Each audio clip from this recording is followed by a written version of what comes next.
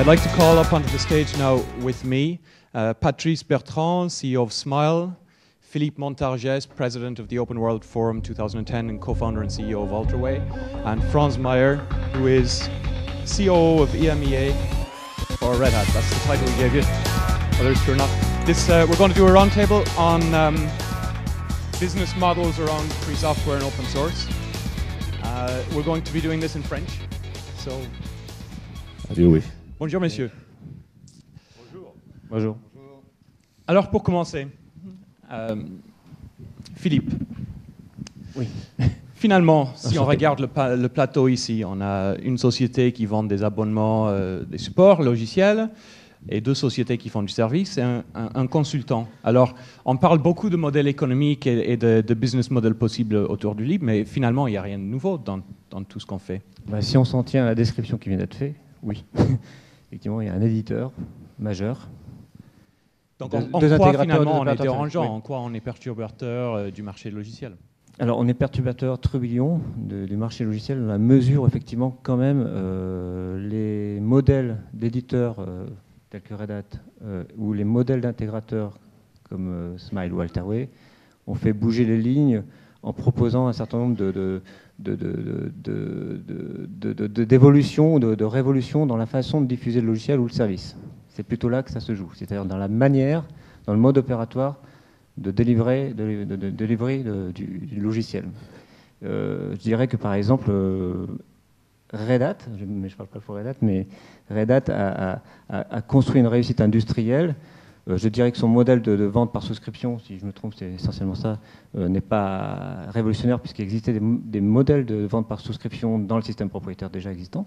Mais par contre, la liberté, la vraie liberté, c'est de rendre la liberté au client ou à l'utilisateur de pouvoir quand même avoir le logiciel pour soi, après d'avoir le choix de prendre le souscription ou pas. Et donc ça aère, j'aime bien le mot qu'on avait utilisé hier, ça donne un peu de respiration à l'économie et à la façon de faire du business. Et donc ça donne une possibilité pour les clients, les utilisateurs, ça rend la liberté aux clients et utilisateurs quand même de choisir, de mettre en concurrence et de construire, de personnaliser leur système d'information. Je crois que c'est dans la façon de délivrer que s'opère la mutation, en tout cas. Et, oui. Pardon. Non, ce que je voulais dire, ce qui est important, c'est que c'est les conséquences du modèle open source, de développement open source qui sont derrière. Donc, ce que je disais hier dans la présentation, c'est l'open source, c'est un modèle de développement plutôt qu'un modèle économique. Et après, on peut décliner des tas de modèles économiques, chacun les siens. Red Hat a fait le sien, mais il y en a d'autres là-dessus. Les conséquences de ce modèle open source qui sont très importantes, c'est que les bits and bytes, c'est-à-dire que la technologie qui est développée de manière collaborative et qui incite à plus de qualité, plus d'innovation, etc., fait en sorte que la technologie est disponible pour tous. Donc après, un acteur comme Red Hat ou autre va créer des valeurs ajoutées. Alors, on dit le support tout de suite parce que ça vient tout de suite à l'idée, mais il y a bien plus que ça. Par exemple, je pensais à une des valeurs ajoutées intrinsèques, c'est quand vous achetez un logiciel propriétaire, qui est responsable de la propriété intellectuelle et des brevets sur le logiciel que vous utilisez? L'éditeur qui est propriétaire du code. Vous avez juste un droit d'usage. Quand vous fournissez un logiciel open source qui n'est pas à vous, à un utilisateur final, et dans lequel vous allez lui faire une prestation de service, celui qui est responsable de la propriété intellectuelle et des brevets sur ce code, c'est l'utilisateur. Donc évidemment, quand nous, on s'adresse à des grandes banques, à des opérateurs télécoms, à des administrations, ils nous disent « mais moi, c'est pas mon métier, je veux pas être responsable de ça ». Donc quand on vend cet abonnement et cette souscription, ça inclut dedans ce qu'on appelle l'open source assurance qui protège sur ces aspects-là. Donc c'est plus qu'une prestation de service. Donc on retrouve tous les avantages que veulent les clients sur de la technologie bits and bytes, on va dire.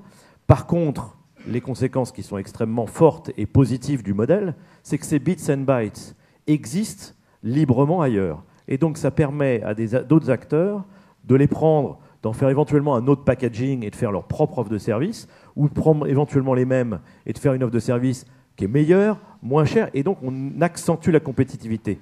Ce qui me force, moi, tous les jours, en tant que tel, de me dire, finalement, il faut que je délivre plus et encore mieux de la valeur ajoutée pour que mes utilisateurs continuent à me payer parce que la technologie est totalement accessible pour d'autres et pour eux-mêmes. Ça m'amène gentiment vers un autre sujet, c'est que tu as parlé un petit peu de ce qui est indemnification, insurance, ou je ne sais pas comment, qu'est-ce que vous avez... Open source assurance. Open source assurance.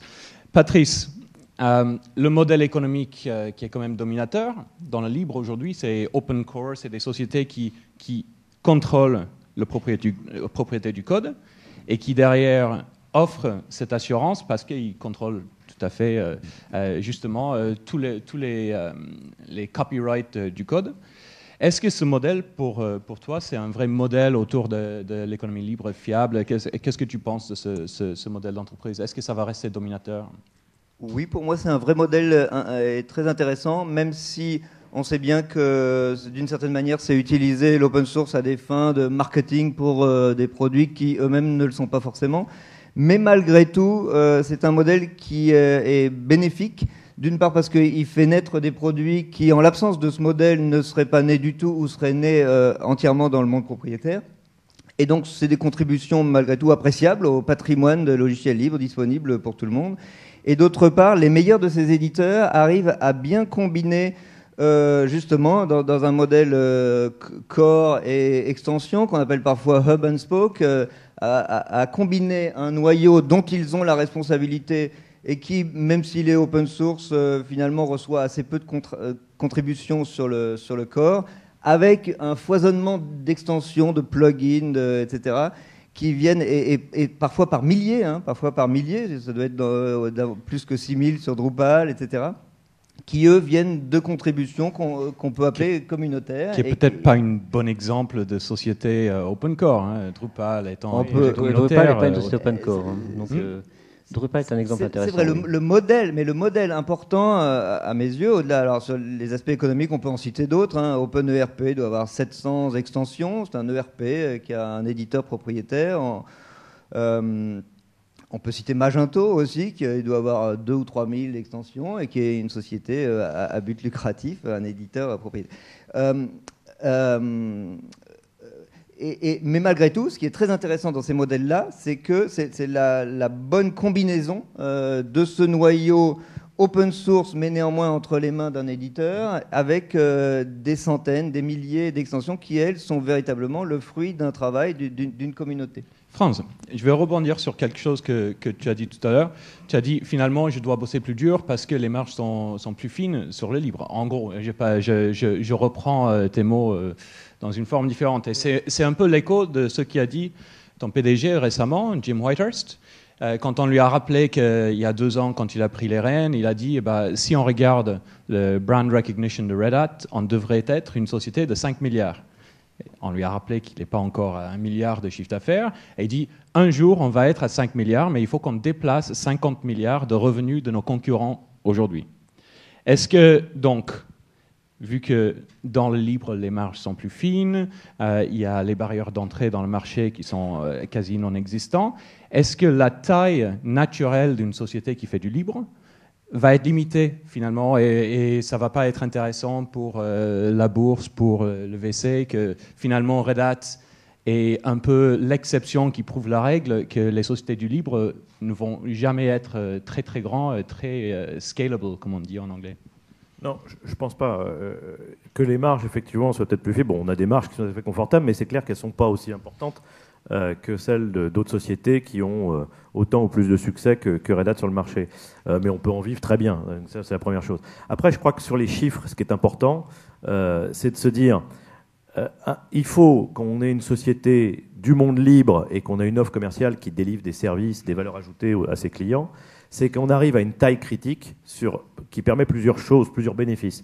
C'est que cette taille critique permet d'être crédible vis-à-vis des clients et des partenaires. Hein. C'est-à-dire qu'on prend les grands intégrateurs qui aujourd'hui intègrent des logiciels, font des services, etc., des matériels. Il faut qu'ils proposent des choses qui soient crédibles à leurs clients. Hein. Si on vient sur un projet qui fait 100, 200 millions d'euros, il faut que les composants qui soient dedans soient crédibles et que les fournisseurs qui portent ces composants soient crédibles. Donc il faut effectivement des sociétés avec des tailles crédibles et qui d'ailleurs, s'ils sont open source, avec des communautés crédibles qui soient derrière. Ça, c'est une première chose. La deuxième chose, il faut aussi que la société soit, on va dire, pas trop fragile financièrement, au sens non pas des bénéfices, mais au sens de ses capacités à se faire racheter. C'est un point important. Donc, parce que on a vu la tendance des quelques dernières années sur la consolidation du marché. Alors, avec des consolidations de 2 aspects. Il y a des consolidations qui sont « je rachète pour tuer ». Et évidemment, c'est un danger des beaux projets open source et des sociétés open source qui veulent s'abandonner, se faire racheter, et puis on prend pour tuer parce que c'est un danger à son propre marché dans le monde propriétaire, ou alors des sociétés qui rachètent pour développer parce qu'ils ont vu que c'était une grosse opportunité. Donc la valorisation de la société open source est importante parce que plus vous allez avoir une capitalisation ou un prix élevé, moins ça va donner la possibilité à des acteurs de la racheter. Aujourd'hui, quand je dis la capitalisation boursière de Red Hat, c'est un peu plus de 8 milliards de dollars pour pouvoir l'acheter en bourse. Mais ça veut dire que comme la société fait 20% de croissance, pour que les actionnaires soient contents et décident de la vendre, il faudrait leur donner 12 milliards. 12 milliards pour une société qui fait pas loin d'1 milliard, c'est relativement cher. Et quels sont les acteurs sur le marché qui sont capables de les mettre sur la table là-dessus? Oui. La première chose, il y en a. Oui, sur cette question-là, je pense que ça a toujours été le cas dans l'industrie IT. Il y a toujours eu à partir du moment où un s'intéresse pour capter un marché, un des gros acteurs dont on parle s'intéresse pour capter un marché, il y aura forcément intérêt. Qu'il soit 3, 4, 5 ou 6 potentiels à pouvoir acheter 12 milliards Red Hat, ça existe. Oui, mais ça limite le risque. Mais je ne suis pas sûr. Non, je ne pense pas. Bon, on a vu un exemple frappant cette année passée de Sun qui s'est fait racheter par Oracle.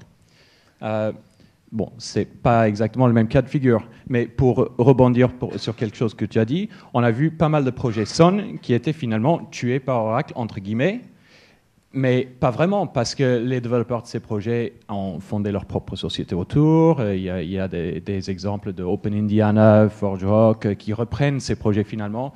Le Document Foundation qui a été annoncé cette semaine. Avec LibreOffice. Finalement, est-ce que c'est pas ça ce qui change dans les modèles de libre, le fait que le code peut continuer à vivre? Absolument, c'est ce que je disais tout à l'heure. C'est-à-dire que ça te permet d'avoir, en dépit de ces risques, aujourd'hui, la technologie étant librement accessible pour tous, à un moment donné, de dire, OK, ça a été tué, Patrice, il y aura un Green Boot Linux, ou quoi que ce soit, qui pourra se créer. Non, mais Patrice, je pense que la force du libre, qui est en permanence de se réinventer, et il ne faut pas obliger que le libre a quand même redonné, a rendu le logiciel, ça rend le logiciel de nouveau disponible pour tout le monde. C'est un retour aux sources.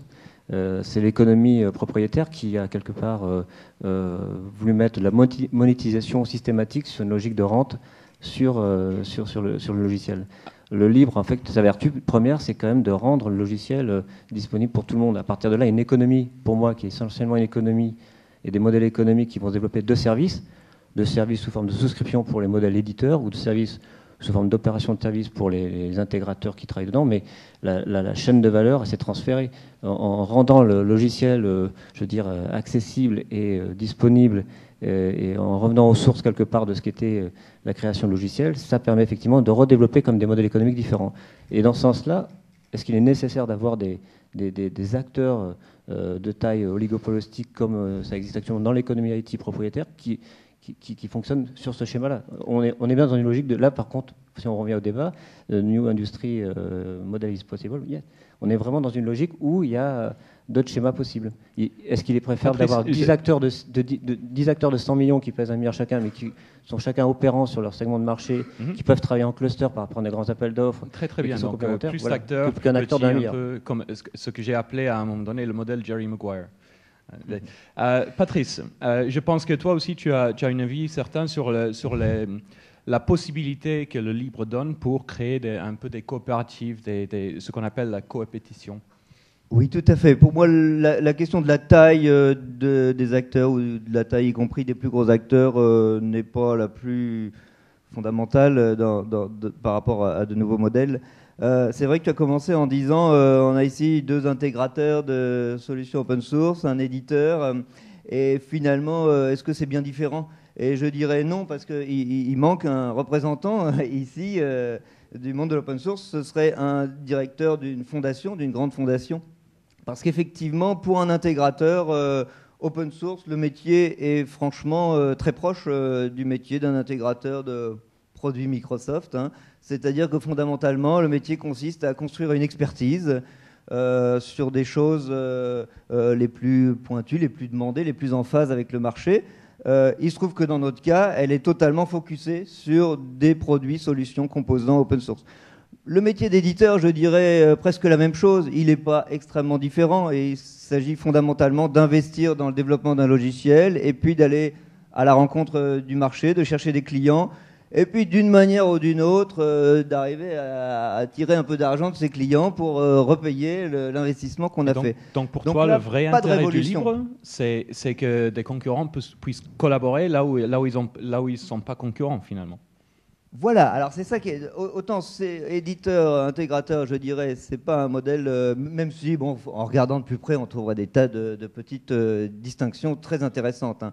Mais là où il y a vraiment une rupture et un antagonisme immense avec le monde propriétaire, c'est bien les fondations, c'est-à-dire lorsque des acteurs se mettent ensemble pour mutualiser leur recherche et développement. On cite souvent, bien sûr, les grands piliers, Eclipse, Apache, Linux, etc., GNOME. Merci. Mais il me semble très intéressant, c'est souvent des fondations justement qui ont plus de 10 ans d'ancienneté, et donc on se dit, c'est un peu des vieux machins qui sont certes encore vivaces, mais est-ce que cette philosophie de mutualiser sa R&D, elle est encore dans l'air? On a des exemples très nouveaux avec Migo, Linaro, Genevieve. Tout à fait, justement. Et Genevieve, c'est l'exemple que je voulais prendre et qui a adopté Migo comme plateforme cet été. Mais c'est l'exemple qui est vraiment merveilleux parce que ça réunit tout le Gotha de l'industrie automobile mondiale, Renault, GM, Delphi, Valeo, Peugeot. Tout le monde est là, enfin pas tout le monde, mais disons une bonne moitié des grands acteurs de l'automobile. Et tous ces gens se sont mis ensemble pour faire une plateforme qui sera pour ce qu'ils appellent infotainment, donc en gros tout ce qui n'est pas moteur et conduite dans le véhicule. Et ça, ils auraient pu, il y a quelques années peut-être, partir sur un modèle de consortium où seuls ceux qui mettent au pot finalement ont le droit d'utiliser la plateforme. Eh bien non, ils ont choisi un modèle purement open source, c'est-à-dire tant pis s'il y a quelques freeriders, ça m'étonnerait qu'il y en ait beaucoup parce que on imagine mal un constructeur automobile se mettre là-dedans. Mais c'est très bien. J'aimerais ouvrir aux salles maintenant. Il nous reste, on a fait à peu près la moitié de notre temps. Donc je sais qu'il y a des pointures ici dans la salle. So if anybody has any questions or comments on this subject, because I know it's something that there are a lot of experts here at this conference at. Are there some microphones in the room? Are there any questions or comments for the panel or remarks? C'est la première question. Yes. Donc, je vous disais qu'on entend souvent parler ces jours-ci de business model freemium, c'est-à-dire qu'on donne accès libre, de façon gratuite aux principales fonctionnalités et d'autres fonctionnalités sont payantes. Donc, je voudrais savoir quelle est la position de l'open source par rapport à ce business model-là. C'est-à-dire, est-ce que vous vous sentez menacé par ce genre de business model, sachant que c'est généralement derrière il y a des sociétés, du logiciel propriétaire. Et donc voilà, principalement c'est ça. Donc pour moi, le freemium, ça s'applique plus pour l'instant à des services hosted en ligne. Mais oui, c'est une façon de délivrer le service autour de produits de manière différente. Ça consiste en ça. Alors effectivement, est-ce que c'est, j'allais dire, labellisé ou labellisable libre, ça peut se discuter, mais c'est une façon de délivrer un service autour d'un produit. Mais le produit, quand même, en l'état, dans le freemium, il n'est pas accessible et il n'est pas ouvert forcément. Justement, pour moi, je dirais que freemium, ça fait la conflation entre libre et gratuit, en fait. C'est ce que j'allais dire. Est-ce que c'est dans freemium, est-ce que c'est free as in free beer, as in free speech? Dans certains cas, c'est purement... ça peut être les deux. Oui, dans certains cas, si on veut, typiquement Gmail, c'est du freemium de Google Apps. Et donc là, on a un modèle qui ne nécessite ou qui est décorrélé de la notion d'open source, en tout cas. Okay. Ce que je voulais savoir, c'est est-ce que ce business model-là va menacer des business models en open source, justement? C'est-à-dire, c'est pas est-ce que c'est open source ou pas? Pour moi, c'est pas de l'open source du tout. Mais est-ce que vous vous sentez menacé? C'est-à-dire que maintenant qu'il y a le freemium, en tant qu'entreprise, je vais plutôt adopter cette solution freemium et ne pas adopter une solution. Ça menace pas. Je trouve que ça a fait évoluer finalement le système. C'est qu'on se retrouve avec des offres propriétaires là-dessus où on va faire une partie, on va dire, gratuite en termes d'accès, mais que la valeur ajoutée qu'on peut en tirer après, doit la payer. Ça a fait évoluer, puisque à la rigueur, avant, on payait encore plus, puisqu'on devait payer pour la partie où il n'y avait pas de valeur ajoutée, et on paye en plus pour la partie où on en tire un profit. ça va dans le sens, si vous voulez, de payer à sa juste valeur pour le service qui est rendu. Maintenant, je pense que ce n'est pas directement concurrent ou ça effraie pas le monde open source. La problématique de l'open source, c'est un modèle où le développement est libre et la technologie est accessible librement. Parce que derrière, comme conséquence, c'est que ça permet à beaucoup de gens de contribuer, de faire avancer la technologie et beaucoup de faire d'innovation. Donc aujourd'hui, sur un logiciel freemium, le problème qu'on va trouver, c'est qu'il n'y a personne d'autre que celui qui fait le freemium qui est capable de contribuer au logiciel, de faire avancer plus vite, etc. Je vais poser autrement la question pour Philippe. En gros, est-ce que le cloud tue le libre? Parce que c'est un peu ça la question. Parce que le freemium, c'est un modèle cloud. Est-ce que le libre n'est pas menacé, comme disait Eben Moglen hier, par le cloud? Parce que les utilisateurs perdent leur liberté. Il y a menace, mais je crois qu'effectivement l'intérêt de l'économie du libre, c'était effectivement de faire ce transfert de valeur entre les offreurs et l'utilisateur et le client. Pour moi, dans l'intérêt du modèle libre, c'est effectivement qu'il y avait un transfert. La création de valeur qui était faite dans les modèles d'offreurs propriétaires, c'était entre guillemets l'économie IT qui s'enrichissait et l'utilisateur derrière, il payait. L'infusion massive et le fait que le logiciel soit présent partout, ça change la donne du problème. Maintenant, le cloud, c'est aussi effectivement une certaine forme de menace par rapport à cette consolidation et cette réappropriation. Mais je crois par contre que, comme aussi l'évoquait peut-être Eben Moglen hier, il y a des logiques aussi de cloud qui peuvent se mettre au niveau intégrant une approche libre, de private open cloud, de structures comme ça, qui font qu'effectivement on peut revenir à de la consommation du logiciel sous mode de service, mais en gardant, je dirais, une sécurité, ou en tout cas par rapport à ça. Donc ça me paraît, effectivement, il y a une menace parce que les grands acteurs, c'est toujours pareil, c'est une question de taille d'acteurs. Et on est bien là dans la logique, est-ce que la taille des acteurs conditionne ou pas le marché? Patrice, oui. Tu veux rebondir aussi moi sur ce sujet? Je voulais dire oui. Clairement, pour moi, ça menace une partie du monde de l'open source, une partie seulement, qui est, disons, la dynamique de la partie éditeur open source. Parce que pour certains éditeurs open source, dont on a parlé tout à l'heure, il n'y a pas de doute que l'open source jouait un rôle dans le marketing du produit. C'est-à-dire, c'était le meilleur moyen pour faire connaître et diffuser son produit à l'échelle mondiale en l'espace d'un an. Et donc une motivation supérieure. Après, c'est peut-être un peu cynique de l'analyser comme ça, mais moi, comme je l'ai dit tout à l'heure, ça ne me dérange pas parce que malgré tout, il reste un produit qui est sous licence libre et qui est de grande qualité la plupart du temps, qui n'aurait pas existé autrement. Or, il est vrai que le fait que beaucoup de gens se tournent vers des modèles cloud va un peu enlever cette incentive à adopter des licences libres pour ces logiciels, pour des startups par exemple. Au lieu de dire nous aurons une version open source qui fera connaître notre produit dans le monde entier, ils vont dire nous aurons eu un système de gratuité jusqu'à 20 utilisateurs et cette gratuité fera connaître mon produit ou mon offre, disons, dans le monde entier. Donc de ce point de vue-là, moi je dirais oui, il y a une menace, non pas une menace comme ça d'attaque du cloud, mais une menace de moindre incentive en faveur de l'open source pour les éditeurs, parce que bien sûr pour tout ce qui est communautaire et fondation, là je dirais il n'y a aucun danger. Oui, mais arrivé à 20 utilisateurs, le problème se posera. Le problème, c'est à la limite. C'est à la limite. C'est-à-dire que quand on arrivera à 20 utilisateurs, parce que le service est gratuit, dès que j'arriverai à 21, je vais me retrouver à dire est-ce que je paye cher du propriétaire pour lequel j'ai pas d'ouverture, ou est-ce que justement je peux utiliser des logiciels open source qui éventuellement que je paye à leur juste valeur indépendamment du nombre d'utilisateurs. Alors, je pense que c'est un très bon endroit pour terminer. Messieurs, on est à la fin de notre présentation, de notre table ronde. Donc, est-ce que finalement, le libre, voilà, on paye le logiciel à sa juste valeur, comme tu dis. Et s'il y a un point à prendre de cette discussion, c'est que le libre rend le logiciel à sa juste valeur. Absolument. Donc, merci beaucoup, messieurs. Merci. Merci Philippe, Franz, Patrice.